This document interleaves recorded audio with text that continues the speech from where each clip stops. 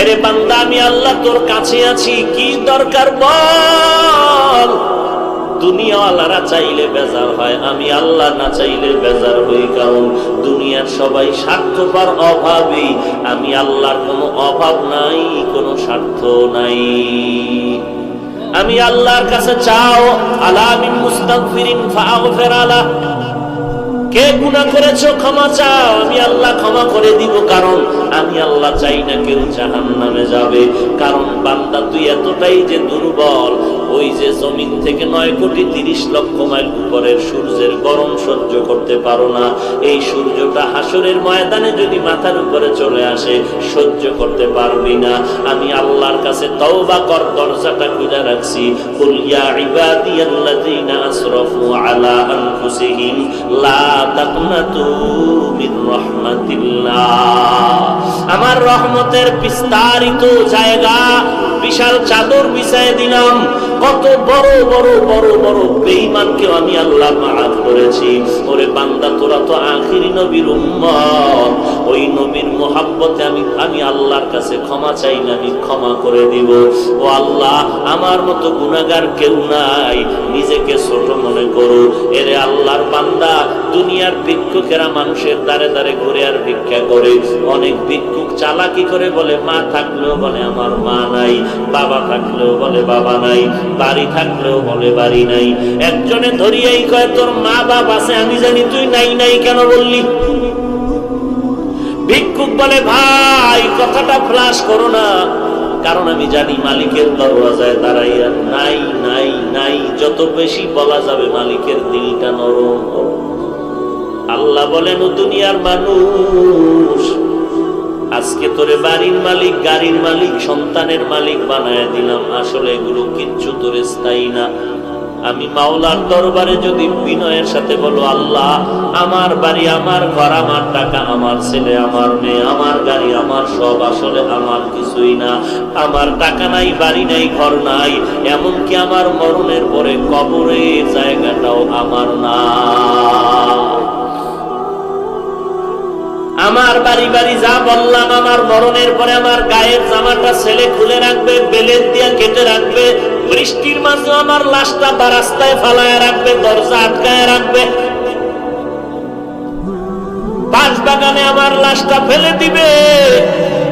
একদিন দুদিন কান্নার পরে আর খবর নিবে না, বরং মরণের পরে জানাজার আগেই মনের মধ্যে জায়গা বাড়িঘর ভাগ করার পরিকল্পনা শুরু হয়ে যাবে।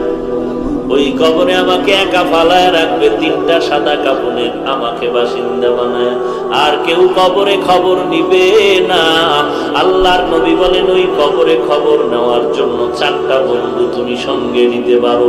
ক্বালান নবিয়্যু সাল্লাল্লাহু আলাইহি ওয়া আলিহি ওয়াসাল্লাম, إذا وضع الميت في قبره جاء القرآن عند رأسه والصلاة عن يمينه والصيام عن شماله وسائر الحسنات عند رجليه।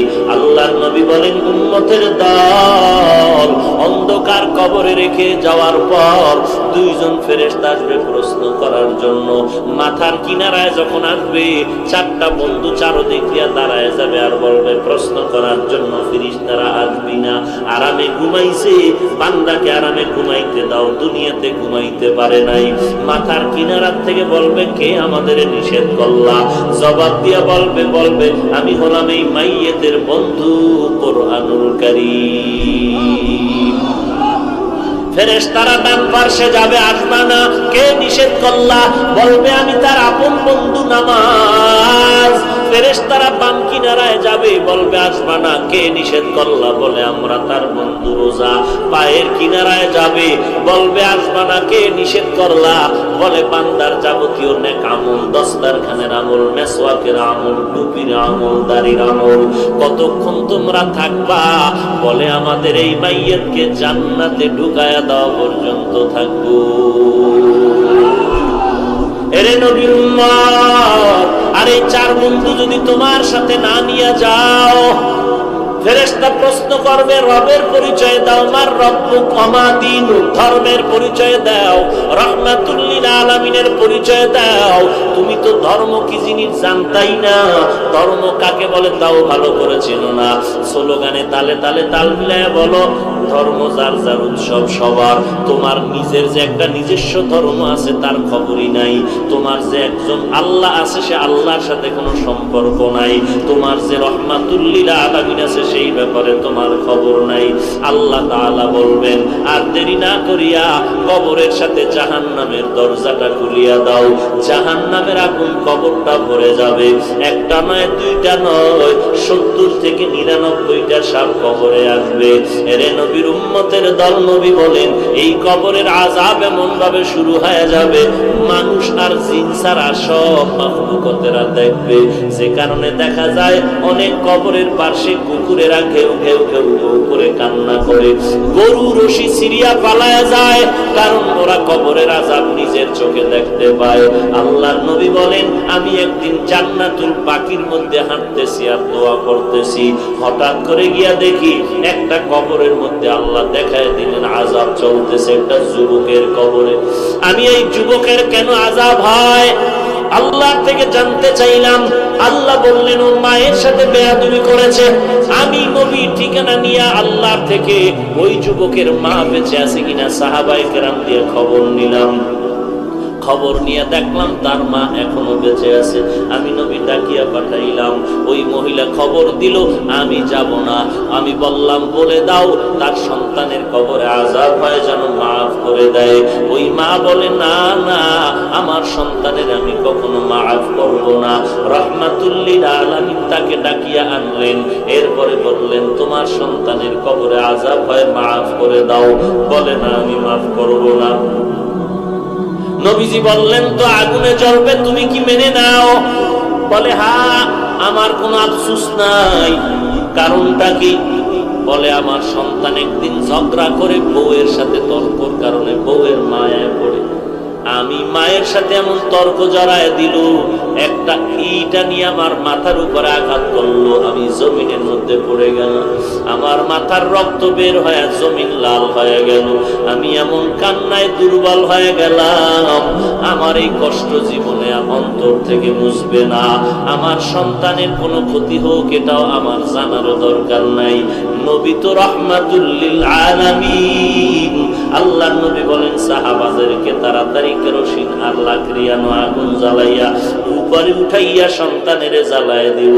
নবী যখন আগুন জ্বালায়, নবী তাকায় দেখে মহিলার চোখ থেকে পানিগুলো বের হয়ে গেল।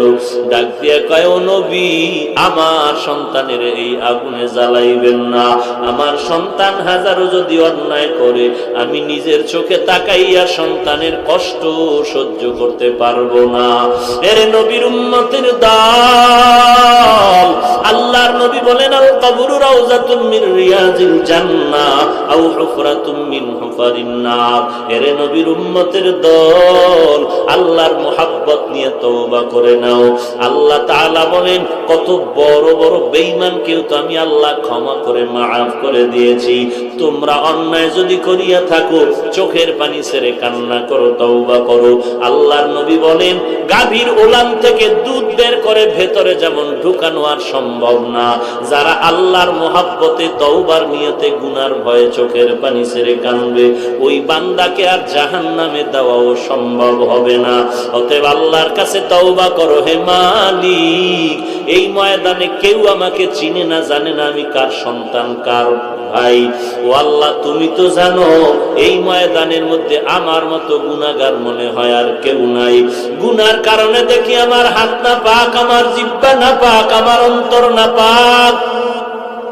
ও আল্লাহ, এই অন্যায়গুলো যদি আমার কেউ সামনে করতো, আমি তাকে লাথি মেরে তাড়ায় দিতাম।